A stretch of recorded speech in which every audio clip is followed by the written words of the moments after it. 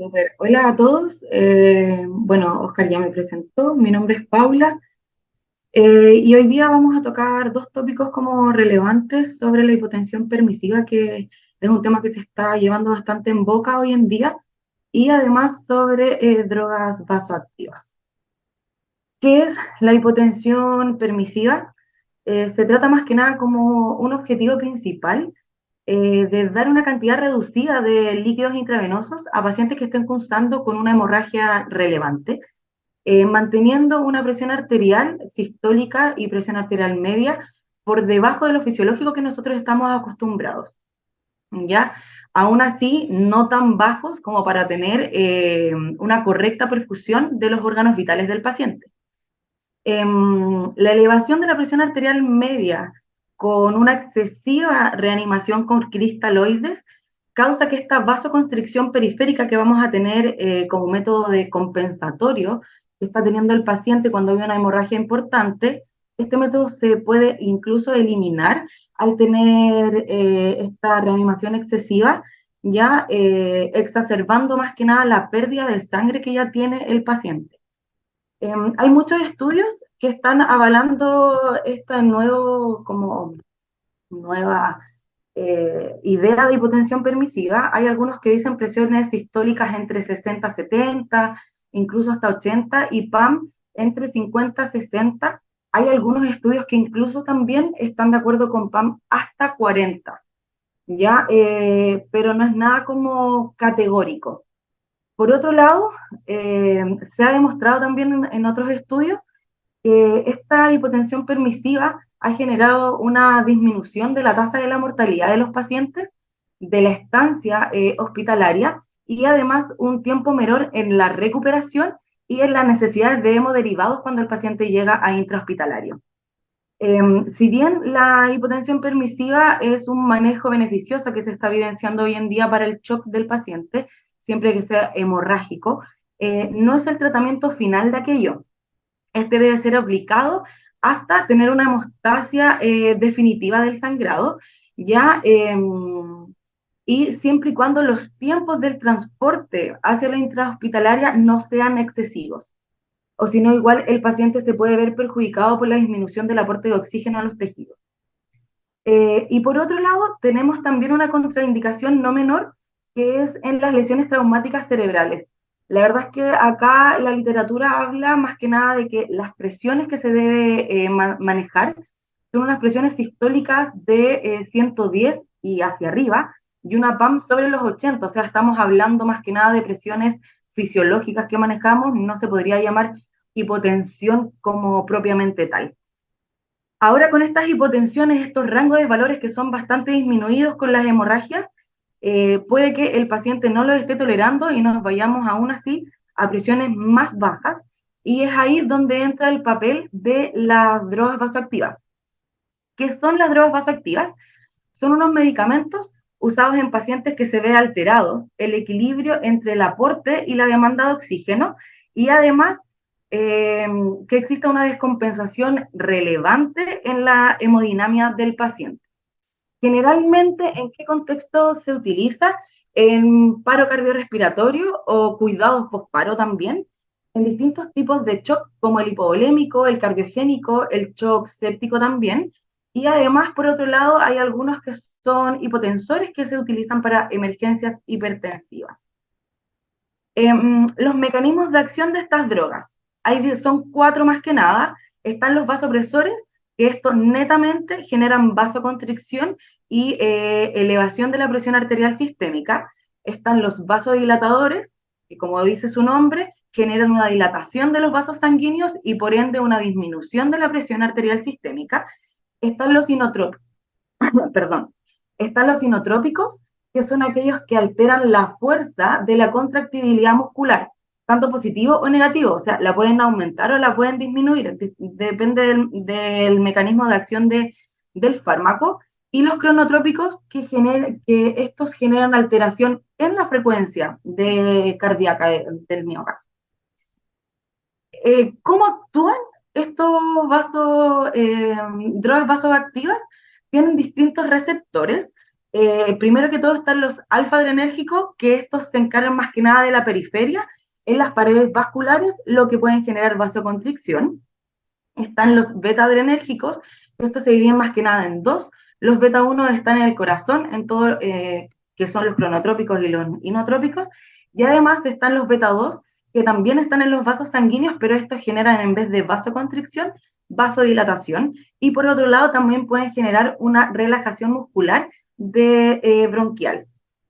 Y por último tenemos los dopaminérgicos que van un poco en retirada, pero aún así están, que se trata de la relajación de territorios vasculares, del lecho renal, esplácnico en general, coronario y cerebral. Personalmente a mí me costó mucho aprenderme cuáles eran los beta, cuáles eran los alfas, cuál era periférico y central, pero como mnemotecnia, si a ver si a alguno le sirve, alfa adrenérgico y periféricos ambos tienen F. Y así me los aprendí, como porque cada vez que uno busca información sobre drogas vasoactivas, lo primero que te sale, noradrenalina, alfa-adrenérgico, y hay que empezar a buscar en los libros qué eran los alfa-adrenérgicos. Así que como dato rosa, a ver si a alguno le sirve, alfa-adrenérgico con periféricos, ambos con F, y eso es lo que genera el mecanismo de acción de estos medicamentos. Como primero vamos a hablar de los vasopresores, la verdad que en estos está como caballito de batalla en realidad, que se utiliza primordialmente, sobre todo en los shock, es la noradrenalina. Este medicamento es potente agonismo alfa-adrenérgico, o sea, periférico, y también tiene efectos beta-adrenérgicos, pero son más limitados. Aumenta la presión arterial media. Aquí que me quiero detener un poco, nos tenemos que enfocar en el objetivo al momento de usar una noradrenalina, que es la presión arterial media la que se va a ver involucrada en este medicamento, ya no la sistólica ni la diastólica, si bien obvio van a subir por consiguiente, pero nuestro como objetivo tiene que ser la presión arterial media. Y además, en dosis igual elevadas, tiene un leve aumento del volumen sistólico y del gasto cardíaco. Vías de administración de la nora, más que nada endovenoso, pero en infusión continua solamente. Tiene compatibilidad con el suero glucosado al 5, con suero fisiológico esta precipita, y además, como la presentación de la semana pasada, hablando de la triada de la muerte, ¿cierto? La acidosis que pueda tener este paciente también va a disminuir notablemente el efecto de la nora. Me enfoqué más que nada como prehospitalaria en vías venosas, las infusiones de los medicamentos, así que están más diluidos propiamente tal. En vía venosa, noradrenalina 4 miligramos en 250 cc de glucosa al 5, ya, y tiene una estabilidad de temperatura ambiente de 24 horas la infusión, la verdad. Si estas infusiones se ven alterada la coloración, ya que no sea transparente, no está indicado administrar, mejor preparemos alguna otra droga nuevamente para no causarle daño al paciente, o que tal vez esta esté inactivada y en realidad no tengamos el efecto que andamos buscando. Por otro lado, como segunda opción en realidad, como segunda línea, tenemos a la adrenalina. La adrenalina es potente agonismo alfa y beta, o sea, tanto en la periférica, aumenta la presión arterial media, pero además en su mecanismo beta adrenérgico aumenta la frecuencia cardíaca y el gasto cardíaco. Vías de administración de la adrenalina tenemos casi todas. Subcutánea y intramuscular se ha visto el uso más que nada en shock anafilácticos, pero se utiliza. EV directa en bolo, en paros cardiorrespiratorios, sin diluir, sin nada, y en los push dose que se puedan utilizar, ¿no es cierto?, en caso de la prehospitalaria. Y además en endovenosa, obviamente, pero en infusión continua. Compatibilidad de esta droga con los sueros, suero fisiológico y glucosado del 5. No pasa nada, pero esta es fotosensible, tanto a la luz solar como a la luz artificial, así que de todas formas hay que protegerla. El tema con la adrenalina que causa un poco de controversia es que en realidad la literatura dice que solo se puede administrar por catete venoso central, ya por es mucho más venoirritativa que tal vez algunas las otras drogas vasoactivas, y es por eso que la indicación en realidad ojalá que sea solo por CBC. Si bien podemos utilizar un push dose, ¿cierto? Alguna otra droga, si es que es necesario manejar esta hipotensión del paciente, tratemos de evitar la adrena por periférica. Si su dilución en algún momento, por ese motivo, tenemos un catéter venoso central y tenemos que administrarla, 8 miligramos en 50, está mucho más concentrada, ¿cierto? En los sueros, como dije anteriormente, fisiológico y glucosa al 5. También es estable a temperatura ambiente por 24 horas y igual si es que tiene algún leve color pardo, amarillo, medio precipitante, no administrar y es preferible eh, renovar la droga. Por otro lado, tenemos la dopamina, como inotrópico también. Este medicamento aumenta la frecuencia cardíaca, pero también aumenta el gasto cardíaco y aumenta la presión arterial sistólica. Ya tiene ambas funciones, tanto alfa como beta adrenérgicas. La vía de administración de este medicamento es una infusión endovenosa continua, no se utiliza en bolo propiamente tal. La compatibilidad que tiene también con los sueros es fisiológico y glucosado, ambos sirven, no hay problema. El tema con esta droga es que efecto dosis dependiente. Podemos utilizar bajitas dosis de 0,5 a 2 gamas kilominuto y la verdad es que los receptores que van a aparecer acá, que van a actuar, son los dopaminérgicos, produciendo vasodilatación en los vasos mesentéricos, coronarios y renales. La verdad es que esta función de la dopamina está un poco de salida. Se utiliza más que nada para aumentar el débito urinario en pacientes que tal vez están cursando con alguna AQI en contexto de shock o algún otro contexto. El tema es que se ha visto que si bien el débito urinario puede aumentar, el daño renal o prerrenal, la AQI por la función que sea, la verdad es que no se ve mejorada. Es solo el débito, así que en ese contexto la verdad es que este efecto va como en salida. Posterior a eso tenemos de 2 a 10 gamas kilominuto y este efecto es el inotrópico a nivel miocárdico, o sea que va aumentando la contractibilidad, aumenta el gasto cardíaco, esa es la función principal. Y ya a mayor de esas dosis actúan los receptores alfa-adrenérgicos, que son los periféricos, ¿cierto? Y vaya a aumentar la presión arterial.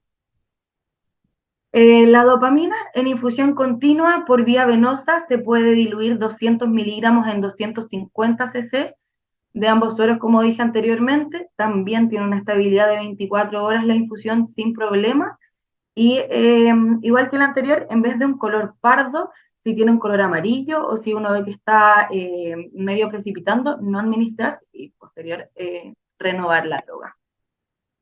Por otro lado, tenemos las drogas que son inotrópicas, que la verdad aquí me enfoqué en realidad en las drogas vasoactivas que tenemos en la prehospitalaria, no en drogas que tal vez podemos manejar en intrahospitalaria, sino que en realidad es lo que tenemos el alcance con el paciente al momento de la llegada de la ambulancia. Acá en los inotrópicos, más que nada me enfoqué en la dobutamina. Eh, Tiene un potente efecto agonista beta adrenérgico, que quiere decir que actúa en el corazón, como dije anteriormente, aumenta la contractibilidad cardíaca, aumenta el gasto cardíaco y aumenta el volumen sistólico. El tema de esta droga es que también actúa en beta 2, que este es una vasodilatación.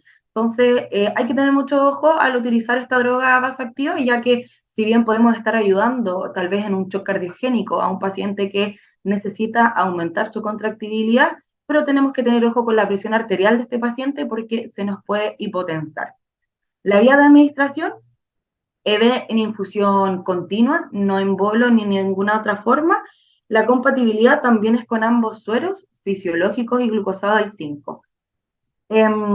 La dilución que se presenta con la dobuta es de 250 miligramos en 250 ml por vía venosa periférica. Y lo mismo que las drogas anteriores, estabilidad en 24 horas. Y si adquiere una coloración rosada o alguna otra coloración, también desechar y mejor preparar una nueva. ¿Ya? Eso como con los inotrópicos. Voy a comentar igual un poco de los antiarrítmicos que podemos ver en la prehospitalaria. Está como primeramente la natosis C, que en realidad se ocupa ya bastante menos. Este inhibe la bomba de ATP de la membrana de sodio-potasio dependiente, por lo que con eso disminuye la velocidad de conducción del nodo sinusal, perdón, y atrioventricular. La vía de administración de este medicamento es CV directa, pero diluido en 10 ml hora en un bolo lento de aproximadamente 2 minutos puede ser sin problema. La dosis inicial de este medicamento es de 0,6 a 1,2 miligramos, el vial viene de 0,4. ¿Ya? Y la compatibilidad es con glucosa al 5%. Eso como con este medicamento. Y por otro lado, que es el que está más utilizado últimamente, es la miodarona. El efecto que hace la miodarona es que prolonga la duración del protección de acción y además bloquea los canales de calcio. Ya, entonces posee un efecto bloqueador no competitivo de alfa y beta adrenérgico. Ya, lo que quiere decir es que alfa periférico, como habíamos dicho antes, disminuye un poco, puede hipotensarse un poco el paciente, ya que los bloquea, y bloquea además los beta-adrenérgicos, que hay que tener ojo con la miodarona al administrarla, tal vez por durante mucho tiempo, en dosis muy altas, que el paciente igual puede presentar bradicardia. Entonces también eso hay que tenerlo como en consideración. La vía de administración de la miodarona es EV directa, en bolo, o una EV en infusión continua. Tiene solo compatibilidad con glucosa al 5%. La miodarona en bolo se administra, si bien es directa, pero diluida de todas formas, eh, y se administra de forma lenta, entre 20 a 30 minutos. Puede ser de 100 a 300 miligramos en 100 ml en la infusión. En el caso de los de paro cardiorrespiratorio por ACLS, obviamente se administra en bolo sin diluir. Pero estamos hablando de antiarrítmicos, que quiere decir, no sé, controlar un poco una respuesta ventricular rápida de una FA que está descompensada, tratar incluso de llevarla a algún ritmo sinusal. Puede ser que nos sirva bastante administrarla en este bolo lento. Y por otro lado, perdón, me pasé. La amiodarona en infusión continua por vía venosa se diluye 600 miligramos en 500 ml de glucosa al 5 y la estabilidad de esta droga también es en 24 horas.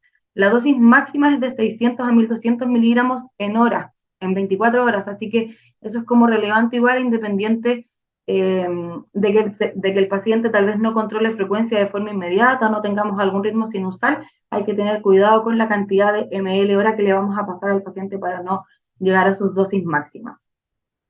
Me centré más que nada en esos dos antiarrítmicos, como dije anteriormente, los que tenemos presentes en las ambulancias. Y por otro lado, en las emergencias hipertensivas, como dije anteriormente, las primeras diapositivas, tenemos los antihipertensivos. Por un lado está el labetalol, que es un bloqueador selectivo de los receptores alfa, de los periféricos, y no selectivo de los receptores beta.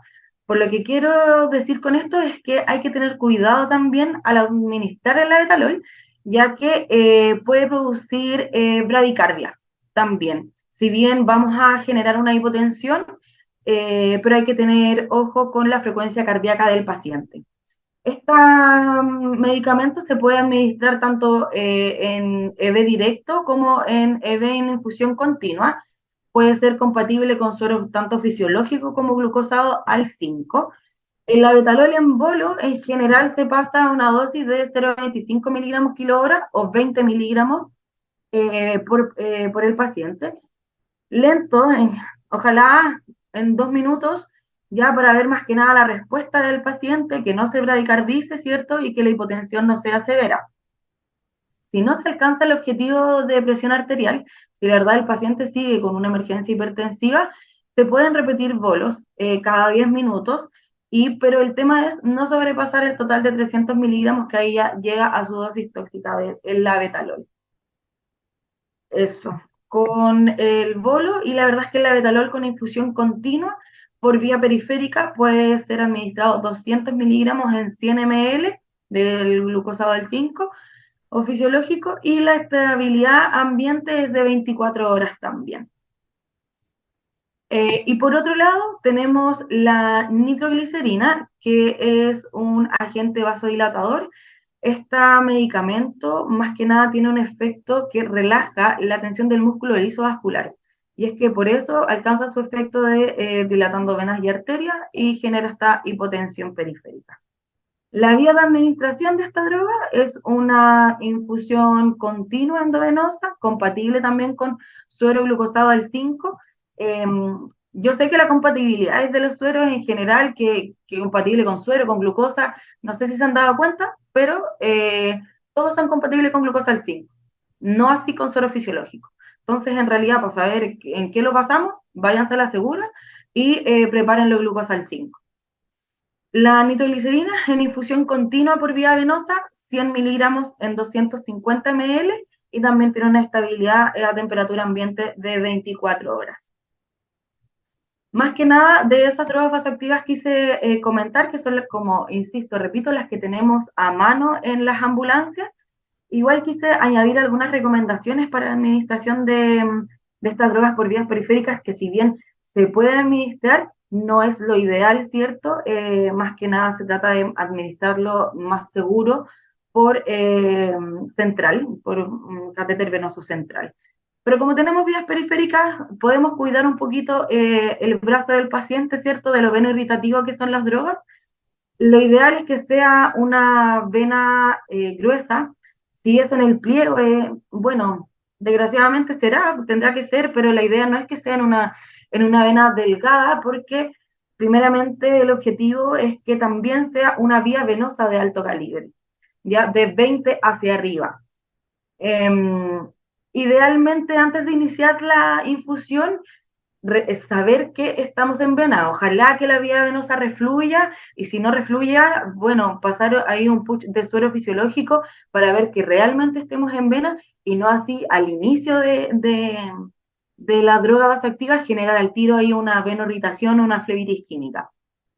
Evaluar el acceso venoso cada 1 hora, netamente para ver si está dentro de la vena, ya, y que no haya flebitis, ni enrojecimiento, ni induración en el acceso. Y lo otro como relevante, utilizar de una vía venosa exclusiva. Si no tenemos vía venosa, si por ese motivo tenemos un catéter venoso central, de igual manera, las drogas vasoactivas van en lumen exclusivo.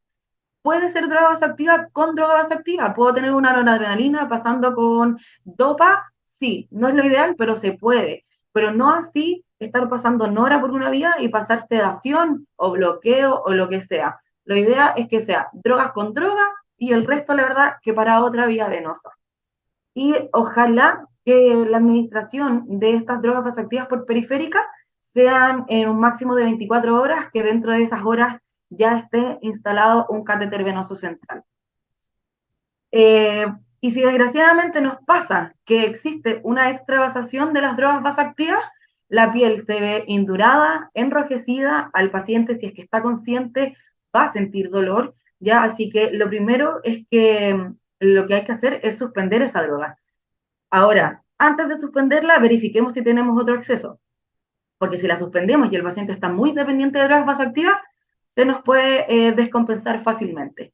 Así que lo ideal es siempre que estemos con una droga vasoactiva, tener más accesos venosos, cosa de que si nos llegase a pasar este inconveniente, lo logremos solucionar rápidamente, suspendiendo la droga de forma inmediata de esa vía venosa y traspasando la otra nueva, corroborando, ¿cierto?, que esté bien endovenosa, bien dentro de la vena, no en cualquier parte, ya, y reiniciarla.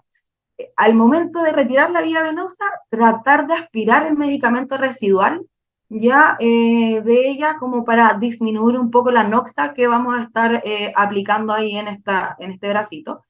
Ojalá demarcar el área comprometida, si bien nosotros puede que no vayamos a ver la evolución de esta área, porque perdemos el rastro del paciente, ¿cierto?, al entregarlo intrahospitalario, pero va a servir a los chicos que lo reciban para saber si es que esta noxa ha ido aumentando o no. Lo puse netamente para aplicar como dato, aplicar compresas calientes, tal vez nosotros no lo podamos hacer, pero no está de más que saberlo, compresas calientes por 20 minutos y cada 6 a 8 horas y que esto influya en un par de días en el paciente para evitar algún daño más como una flebitis química, que sería como lo más complejo que podría ser. Y eso, chicos, eso es como ha sido mi presentación de drogas vasoactivas.